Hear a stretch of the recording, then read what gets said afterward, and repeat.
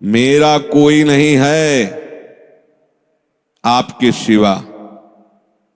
तो जो जो आपने अपना मान रखा वो सब वो घसीट लेंगे, क्योंकि वो कर तुम अकर तुम मन था कर तुम सर्व समर्थ है। दो प्रकार से, या अंदर से विवेक से वैराग्य प्रकट करके, या बाहर से राग ही हटा लेंगे। वो जगह नहीं रखेंगे जिसे आप अपना कह रहे हो। तैयार रहना।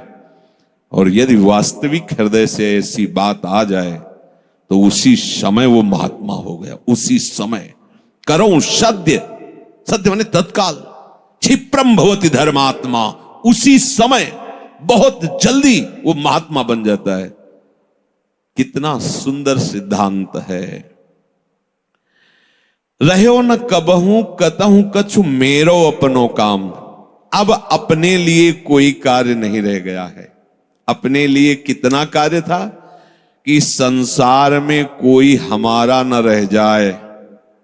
लोग रोते हैं इस बात का कि हमें संसार में कोई प्यार नहीं करता, कोई अपना नहीं। तो यही तो सिद्धि है। आओ इधर, हमारे मार्ग में ये लाभ है कि कोई हमें प्यार न करे। भर्तृहरि जी ने भगवान शंकर जब प्रसन्न हुए, प्रकट हुए, तो वरदान मांगा कि कभी कोई सम्मान से मुझे एक टुकड़ा भी न दे, क्योंकि ये सम्मान, ये प्यार प्रभु से विमुख कर देता है।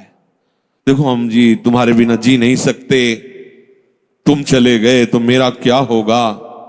अब वो उसकी बात में ही समझो तुम्हें कितना प्यार कर रहा है। वो क्या कह रहा है? तुम चले गए तो मेरा क्या होगा। ये प्यार है। क्या सोच रहा है वो?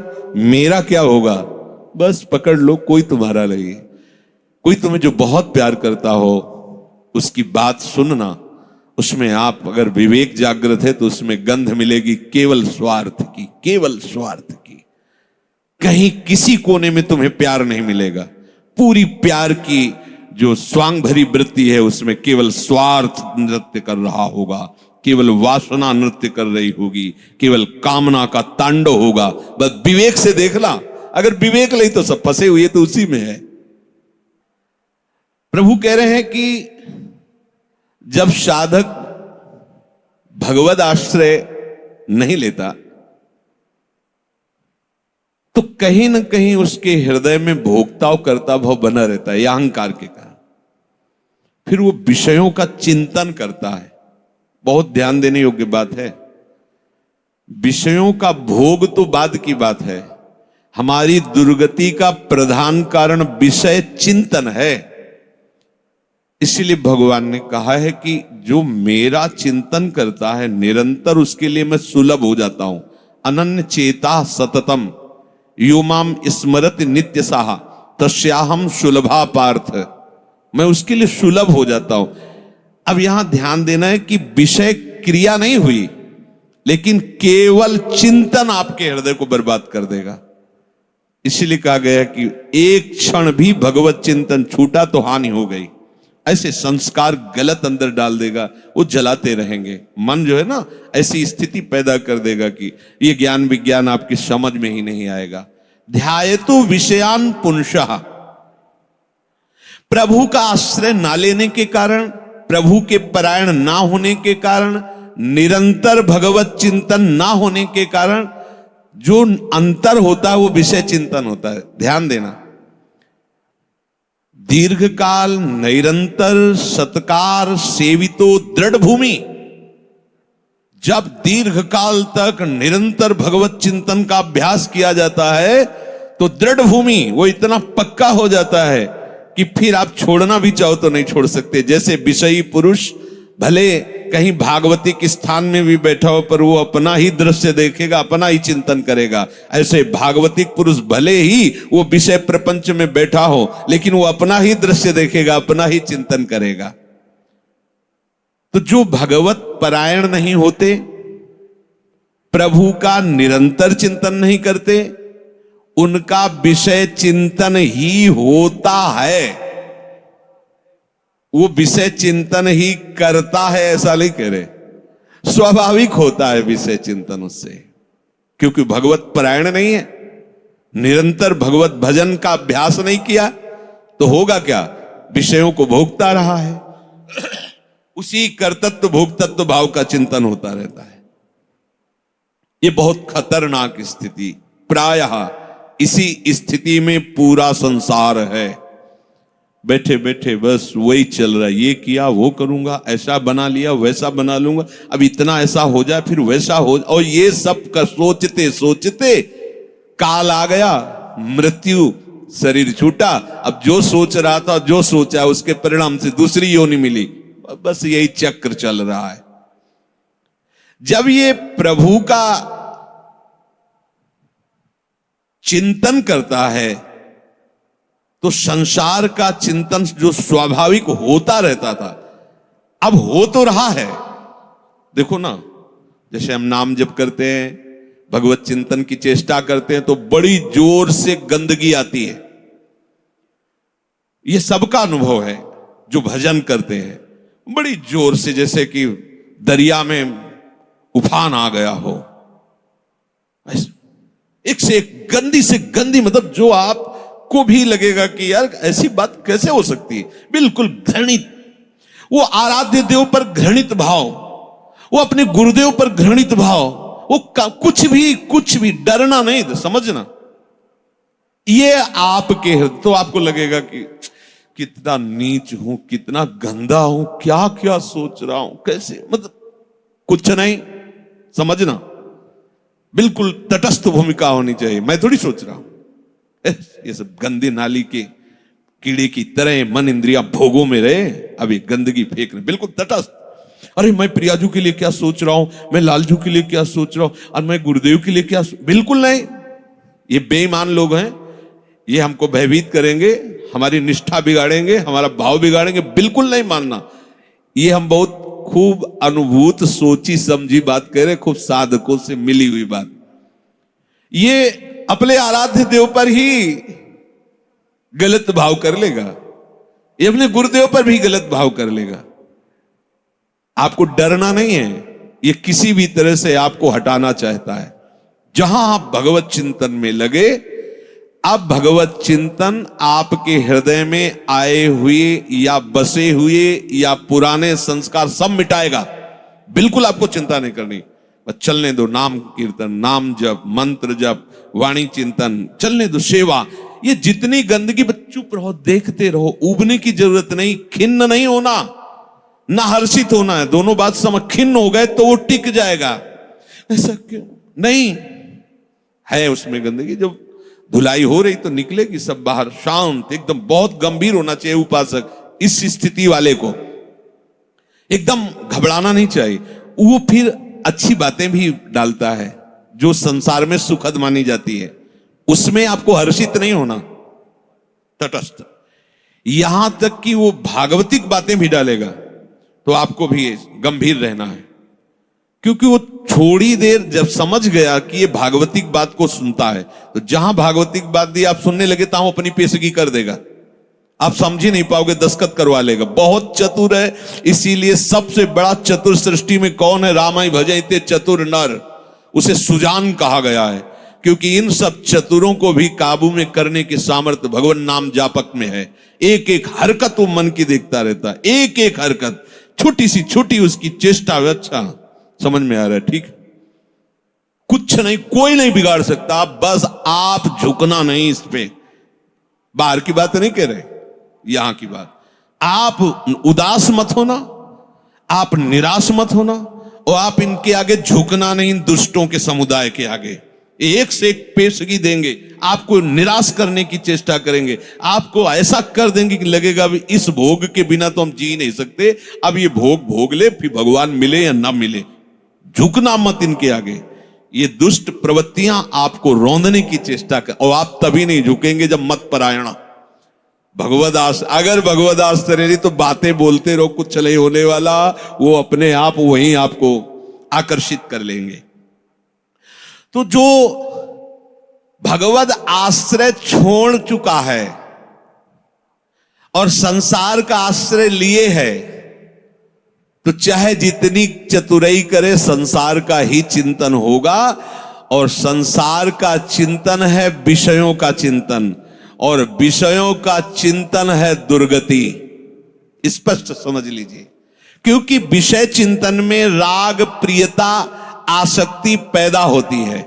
जैसे विषय चिंतन होता है तो उस विषय चिंतन के प्रति राग होता है, प्रियता होती है। अगर ये वस्तु मिल जाती आज खाने को, ये भोगने को, ये देखने को, ये सुनने को, मजा आ जाता, आनंद आ जाता। ऐसा राग, प्रियता और आसक्ति और विषय सेवन की ललक अब रहा नहीं जा रहा। ये कब शुरू हुआ?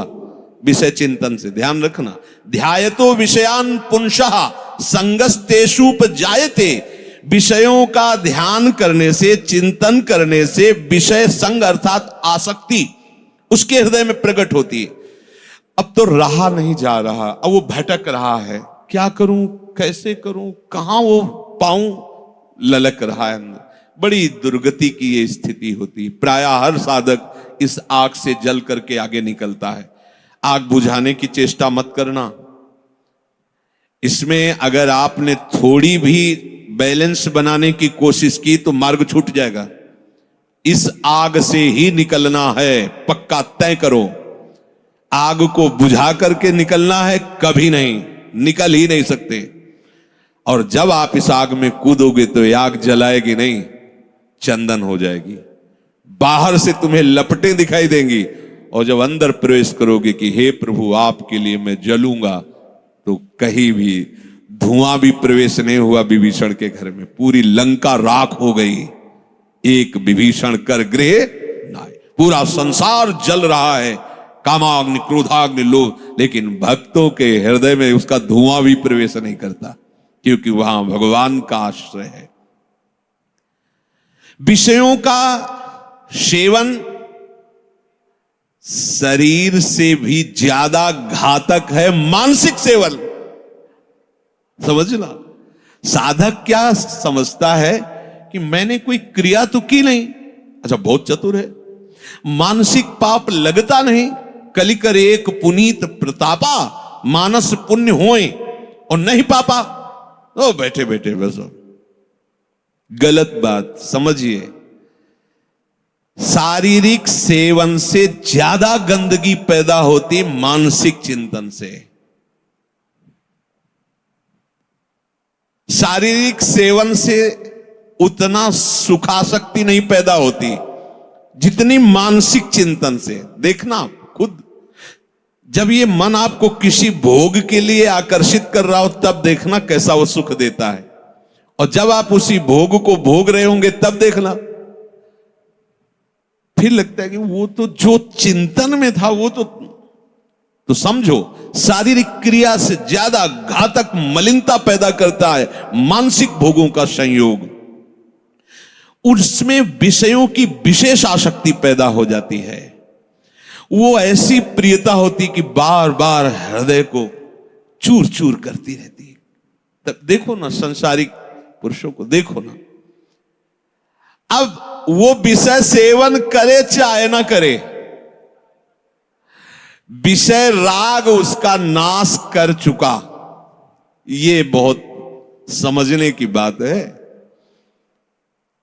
कि हम किसी से मिलते नहीं, हम किसी से, लेकिन एकांत बैठकर अगर आप मन के साथ विषयों में विचरण कर रहे हैं तो आप में और एक घोर संसारी में कोई अंतर नहीं है।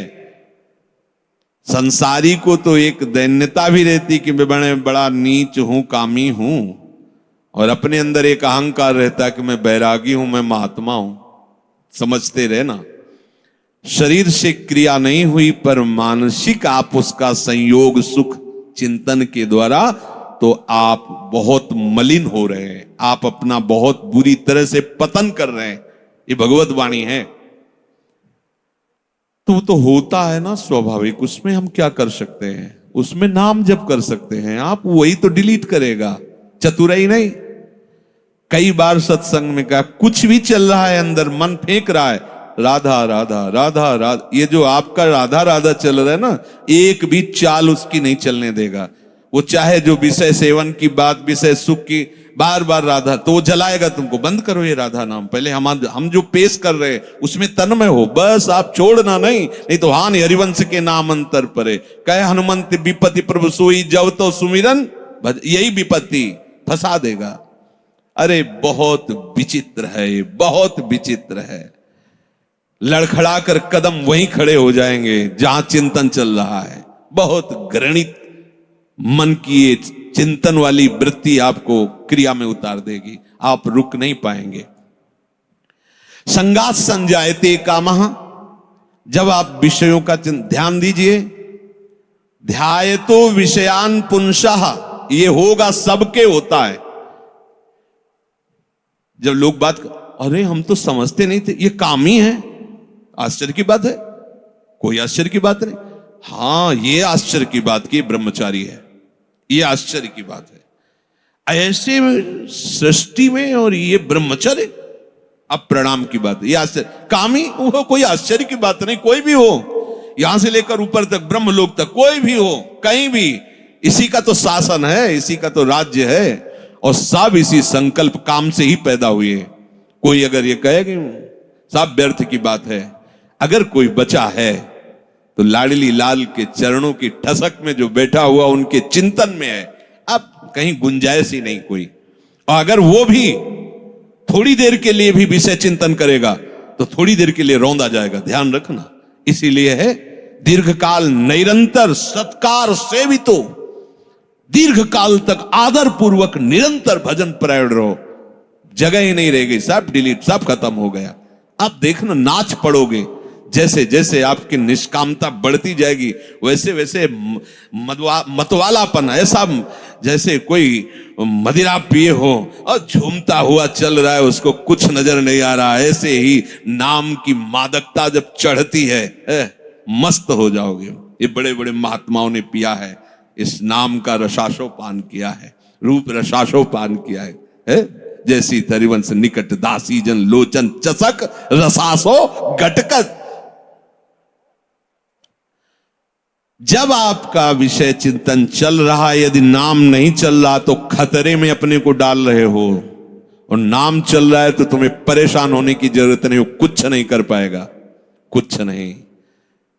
ये बहुत बड़ा पहरेदार है, आपको गिरने नहीं देगा, उनकी एक भी संस्कार वृत्ति आपके हृदय में बनने नहीं देगा। अपने पास बहुत बड़ा पावर है नाम। इसीलिए तो जो इस रहस्य को समझ जाते हो बलिहारी होते हैं संतों की, गुरुदेव की, कि आपकी कृपा से वो चीज मिली। पायो जी पायो मैंने राम रतन धन पायो। ये नाम ऐसा महामहिम, भगवान को अधीन कर ले, मन की क्या बात है, मन अधीन हो, ये क्या बात है। भगवान को अधे सुमिर पवन सुत पावन नामू, अपने बस करी राखे रामू। जब भगवान को अधीन कर लेता है तो ये तो मन की तो बात जाने दो, इंद्रियों की बात जान। पर आप क्या करते हैं, जब विषय चिंतन कर रहे होते हैं तब आप नाम को छोड़ देते हैं। बस ये गलत बात हो गई, अब आप नहीं समझ सकते। और नाम चल रहा है तो याद रखो, बिल्कुल कुछ नहीं बिगाड़ सकता है, कुछ भी चिंतन करता रहे, तुम परेशान मत होना। ये अपने आप आपके सामने शरणागत हो जाएगा, मन शरणागत हो जाएगा, अपने आप हो जाएगा। आप जैसा चाहोगे वैसे ही चलेगा। बस नाम ना छोड़ना, नाम छोड़ दिया फिर ये बातों से बस में होने वाला नहीं है। बहुत ही ये दुर्जय शत्रु है, मन दुर्जय शत्रु है। नाम की कृपा से जब ये मित्र बन जाता है तो इससे बड़ा सुख देने वाला भी कोई नहीं होता, ये भी बात समझ लेना। और जब नाम नहीं चलता है, विषयों का चिंतन करता है, तो इससे बड़ा दुख देने वाला कोई दुश्मन नहीं है। संगास्तेषु उपजायते, ये मन चिंतन करके विषयों में राग पैदा कर देता है। कैसे वो भोग मिले, अब तो जीवन बेकार लगता है बिना उसके भोगे अब तो। और सही बात, न उसे रात में नींद आती है, न दिन में उसे किसी से मिलना अच्छा लगता है। जैसी प्रेमी की स्थिति होती ना, ऐसे कामी की भी हो जाती है। बस उसको वही बात कब